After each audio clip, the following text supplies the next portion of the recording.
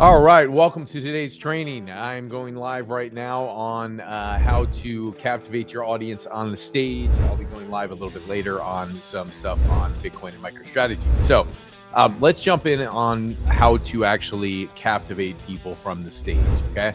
So I'm going to share with you wisdom that I have from the last 20 years of doing this as a speaker on in-person stages, getting booked on other people's stages, leading my own seminars where I'll lead a seminar for 4 days straight, and also performing a one-man show where I get up on stage and I play 12 different characters on the stage for 65 minutes telling my life story. So what is the key component to actually doing well with a presentation? And so presentations come in multiple formats. Number one, it can be in person on the stage. Number two, it can be one-on-one where you're closing somebody in a presentation to captivate them with that presentation. Number three, it can be on a video presentation like this.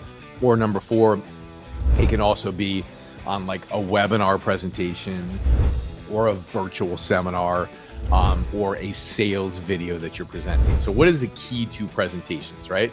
So in today's video, I'm going to share with you the basic structure of a presentation so that you can be free to allow your ability to come out to captivate an audience based on your natural strengths, your natural communication, your natural ability. I'm going to teach you how to do it with no notes, no PowerPoint, no nothing.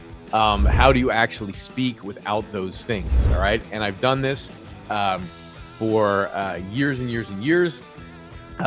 One of my first experiences ever speaking from the stage where I was scripted, I completely bombed. In fact, when I was about 22 years old, I got up on the stage in front of 10 certified public accountants. I was giving a seminar because my boss was like, hey, who wants to get up and do seminars in the financial business, the insurance business? I'm like, I'll do that. And I was dumb enough and brave enough and stupid enough to get up and go give the presentation. And so I walked into this room with like 10 certified public accountants. And as I walked into the room, like there was not a person in there under 60 years old, man. They were accountants. They had pocket protectors coming out of their pocket. They had number 2 pencils coming out of their ass.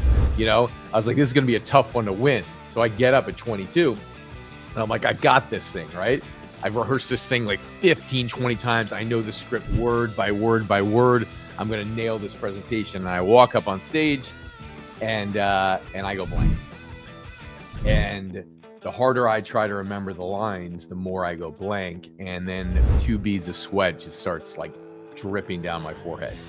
And then the sweat is like, it starts pouring down my shirt. And I have one of those light blue shirts on with no undershirt. And I have a jacket on. And so I take off my jacket and there's just drips of sweat and lines going down this light blue shirt that is becoming completely dark blue.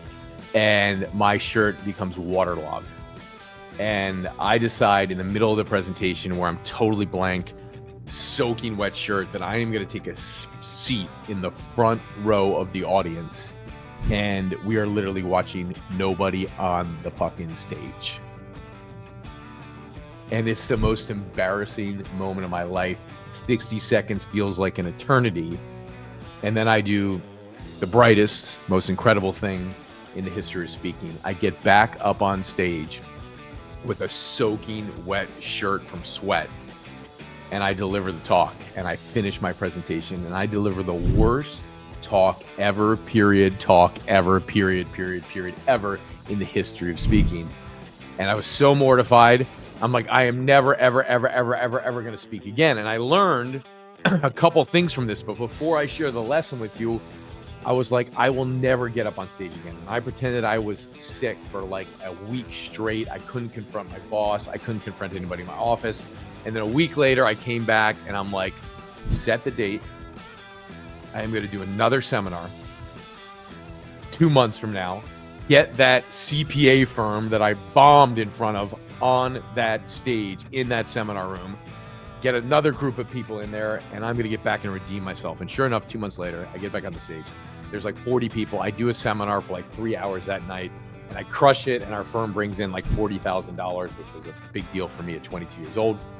And I go out and I win the game and I nail the presentation. I deliver a great talk and I redeem myself. And I'm like, now I know I can do this thing. Okay. And what I learned from that complete bomb in doing a presentation on stage was a very, very simple thing. Number one, The structure of a presentation can guide one to be free, not the script.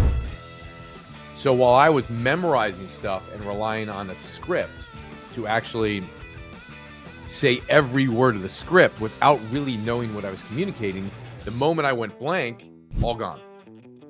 Oh, it was over because I didn't even know what I was saying. I didn't even know the basis of my communication, and I didn't know the structure of my communication. So over the years, I've developed a structure to a presentation that allows one to be free in the presentation.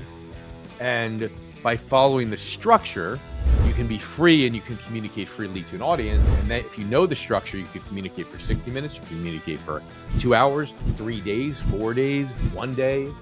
And I've learned the structure and I've developed the structure. So I'm going to share with you the structure right now of a presentation of how to actually do it. So number one, when you're doing a presentation, the first thing you want to do is introduce what the topic is of the day, okay?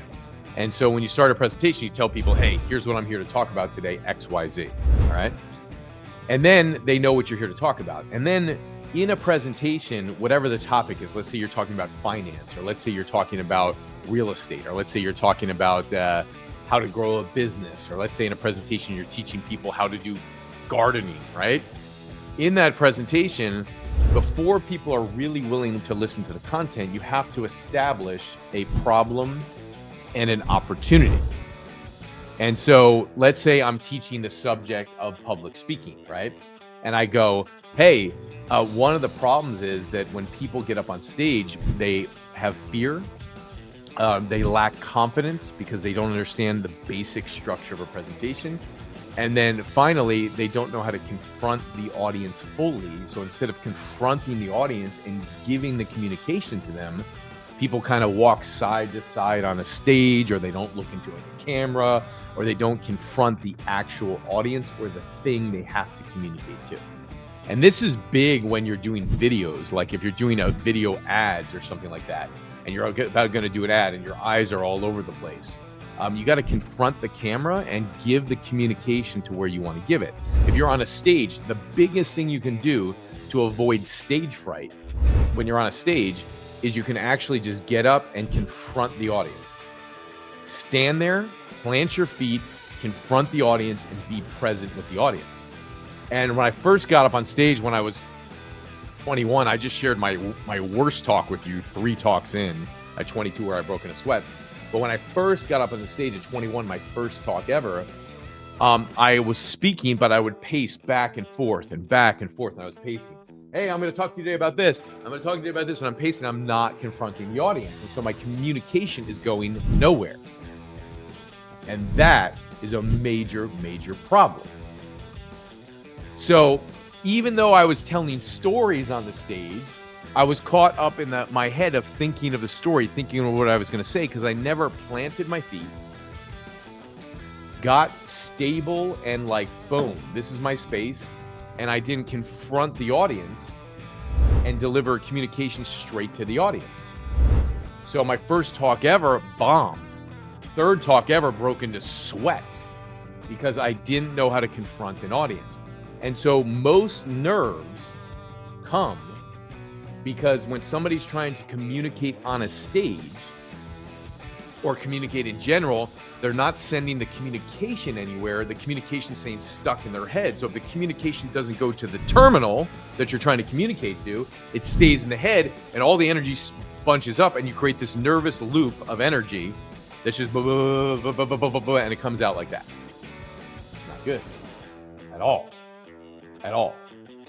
So number one rule or problem or fear of people is like, the biggest fear is public speaking, not dying. You've heard that thing, whether that's a true stat or not. You've heard people say that. And the fundamental reason, the fundamental thing is this. If you're going to get up on stage and communicate, it's natural to have energy, right? You're getting up on stage. I remember when I was 28 years old, I got invited to speak on a stage with Donna Karan and Deepak Chopra. And I was going to MC the night, and then I had a small speaking spot, and I was going to auction off the art. And there were 600 people in the room. And as I was about to get up on stage, my legs like locking up, and like I'm nervous. And what happens is when you have to go deliver to 600 people or 6 people, and you got to go deliver a communication, and you're not willing to put your energy out and your communication out and your anchor points out. Like if I want to get to the wall 25 feet away back there, I got to put my anchor points and my attention 25 feet away. So if I'm on a stage and then I got to deliver it 150 feet to the back of the room when you have a big audience, like 600 people, I got to get it all the way back to the last person in the back row. So my communication's got to go to the person in the front row. My communication's got to go to the person in the back row. And if I can't deliver that communication with intention out there, knowing that there's a terminal I'm trying to deliver to, meaning a person, then my communication stays in my head. And then all of a sudden I get nervous and I pace back and forth on the stage and I can't deliver a talk. So fundamentally, people don't public speak or don't think they can public speak or don't think they can do something on video, and they get nervous, one, because they don't know the structure of a presentation first, but even if they knew the structure, they don't know how to deliver the communication. And if you can't deliver the communication, boom, directly, then it goes nowhere. It stays in your head, and all you're doing is talking to yourself. It's almost like, hello, right? There is an audience in the front row when you're talking. There's an audience in the front row. So when I lead a seminar, particularly in one that I lead that's 2 days or 3 days long, like I have one coming up in April, it'll be a 2.5-day seminar. I'll lead the entire thing. I've led 4-day seminars, the entire thing, me, nonstop.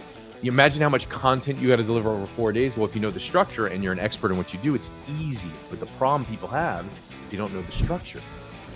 So there's two main problems. One, you don't know the structure of a presentation. Two, you don't know how to deliver the communication and get in communication with the audience. So when I do a seminar, the first thing I'll do when I walk in the room and you get up on stage, and the natural inclination might be, let me go talk. But the first thing I do is, hey, welcome to this seminar today. I'd love to hear from you what you would like to get out of our next 2.5 or 3 days together. And because I have 3 days to train, I'm in no rush. Like if I had a 60-minute talk, I'd have to get into it, because in a 60-minute talk, if I got to present and then sell, I only got 60 minutes, I got to go. But in a 2.5, 3-day seminar, what would you like to get out of today's or the next 2 days of training? And what I do is then I'm getting in communication with the audience, and I'm hearing from them, and I'm communicating back. And once I know I've established communication, then it's easy and the nerves are gone, and then you just talk to people the entire weekend in the seminar. Make sense? Even in like webinars where I have a structured presentation on a webinar, this is different because this is just more like a live, but on a webinar, if I'm showing up to do a structured presentation where I'm going to sell something, and this particularly takes place where you're going to sell something, you want to have the structure of the presentation first as people are showing up to the webinar. Hey, put in the chat box, where are you from? Where are you dialing in from? Where are you zooming in from? Blah, blah, blah. And so you can get in communication with the audience. So if you struggle with nerves as a speaker, the fundamental way to overcome that problem is just figure out a way to get in communication with the audience so your communication is going somewhere versus staying in your head, keeping the energy tight, and that's when you get nervous. It's not nerves per se. It's literally you're containing energy that needs to go somewhere. Could you imagine if you had like a horse that was like in a stable trying to get out, the energy was like, or you had a car that was literally like trying to like go 100 miles per hour out of the gate, and like you have the car tied to a tether and a rope and the car's not going anywhere. Imagine your communication and you're trying to deliver it 5 feet, 10 feet, 100 feet to a room, but you're just like, you're contained in and you're not letting your communication go past your mouth because you're in your head. All of a sudden you'd be like, like people get nervous. Okay? So, big problem. Number one, fear and not being able to communicate because not hitting the intention, the energy out. Number two, not knowing the structure of a presentation. All right, so what I've just given you is the first two pieces of a structure of a presentation. Number one, what's the topic? Hey, I'm going to talk to you about this today. Okay. Number two, hey, here's the problem that most people face. So when you're going into a presentation, if you tell people what the problem is, and you're like, hey, here is the problem. What's up, John? Here is the problem. And you identify this is the problem. Now they know, wow, he understands me. Oh my God, okay. He understands that I have a problem with this. He understands that I have a problem with this. He understands that I have a problem with this. I have that problem. Once somebody knows that you know their problem, then they're willing to listen to the content of your presentation, period. Super simple. But you got to establish the problem early on. And people are like, good. It could be 2 problems. It could be 3 problems, whatever. It's just problems that resonate with your audience. We're like, I've got that problem. Please solve it in today's presentation. Okay. Next, storytelling. Okay. Early on in a presentation, tell a story. Okay. Early on in a presentation, tell a story, right? And most people don't tell a story early on in a presentation. So why do you tell a story early in a presentation? 2 reasons. Number 1, story creates connection. A story takes somebody out of the content and the information overload of and the story gets people engaged because they go through the experience and the journey with you. Like I just shared my story early on in this presentation of how I broke out into sweats on stage. Sharing that story takes somebody through the experience of, wow, he had nerves. Wow, he bombed on stage and then he recovered and went on to be a great speaker. So storytelling is hugely powerful to identify and amplify the problem you're trying to solve for the customer in the presentation. Perfectly exemplifies the problem. If I tell you the big problem people have in speaking from the stage is they have fear, they don't know how to intend and direct their energy to the audience, so they just talk to themselves in their head, and eventually they get nervous, they might break into sweats, they might have dry mouth, they might have all these things, and then I tell you a story about how I passed out on stage, you're gonna go, I get that problem, because I made the problem real. Okay? So literally, we're looking at the idea and the premise that in speaking and communicating, right, when you're doing this, you have to start the presentation with, here's what I'm here to talk about today. Talk about the problem and share some story.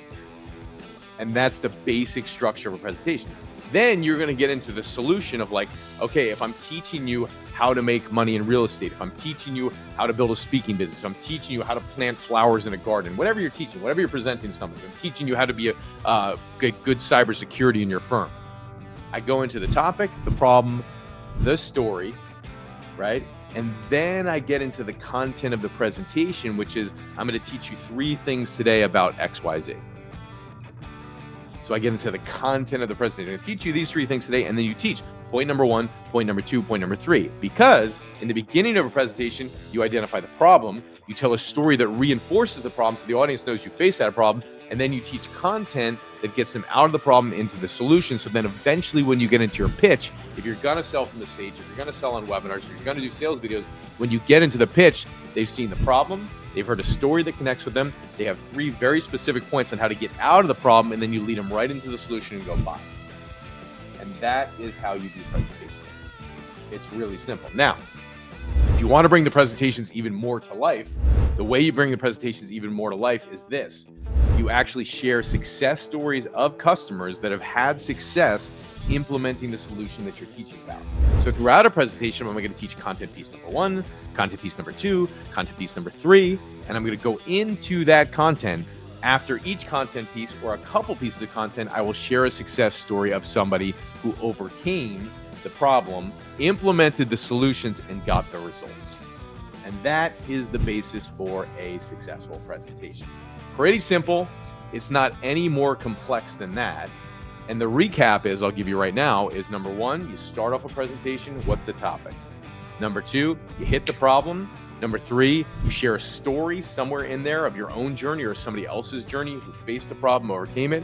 Number 4, you give content, 3 pieces of content that educate them how to get out of the problem into the solution. And then finally, if you're going to pitch, boom, you get into the pitch or you get into the call to action of what you want. That's how you deliver a successful presentation. Okay? So, hope that serves you. I've been getting questions from my other group. I know I have a finance group that's all interested in Bitcoin and crypto and things like that. I'll do that later today. But I had a question from my other group was like, how do you do a successful presentation? And I can tell you in years of doing this, selling tens of millions of dollars from the stage, and also being a performer who does a one-man play, who tells stories just for the sake of telling stories to entertain. There is a structure to every great presentation when you're looking to create the effect of taking somebody through the journey with a call to action at the end of that presentation. And any great story has a pit where there is a low moment where like the character's down and out. It's like the dragons breathing fire down their throat. You wonder how the hell are they going to get out of the pit?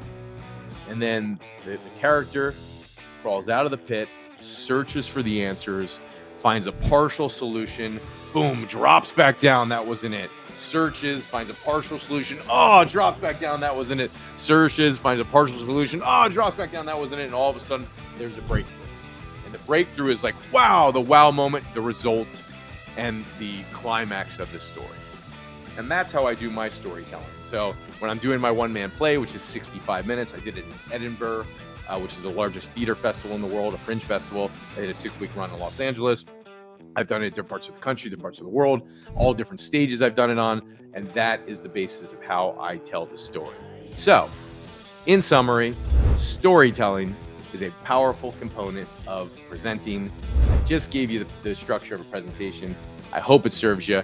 And I will be back later on in another group to do some teaching on or sharing what I'm doing with the markets right now of MicroStrategy and Bitcoin. Expect that sometime later today. Okay. All right. I hope you're all well. And I'll see you on the other side. Cheers.